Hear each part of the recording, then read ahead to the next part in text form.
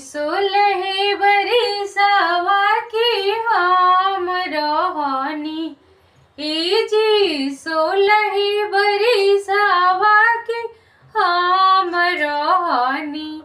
ए जी 80 बरिस के बाबा बर ढूढ़ेला। ए जी 80 बरिस के बाबा बर ढूढ़ेला। ए जी सखी सभी पूछे बुढ़वा के लागेला। ए जी सखी सभी पूछे बुढ़वा के लागेला। हम तो करी ना बहाना बुढ़वा ससुर लागेला।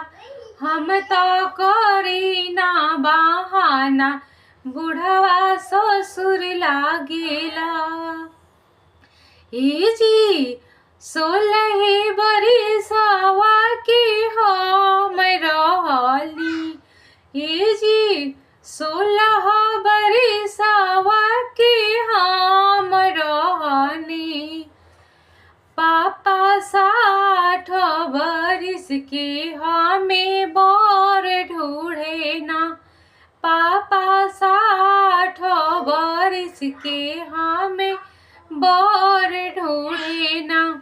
ए जी सखी सभी पूछे बुढ़वा के लागेला।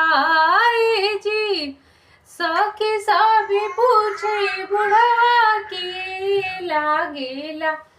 हम तो करी ना बहाना बुढ़वा भसुर लागेला। हम तो करी ना बहाना बुढ़वा भसुर लागेला। ए जी 16 बरिसवा के हम रहनी। ए जी 16 बरिसवा के हम रहनी। ए जी 18 बरिस के भैया बर ढूढ़ेला। ए जी 18 बरिस के भैया बर ढूढ़ेला।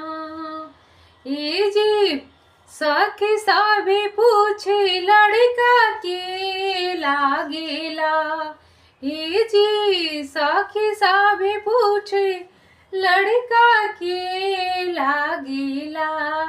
हम तो हंस के बोलेला हमार पिया लागेला।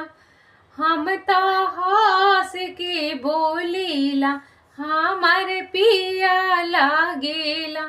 ए जी 16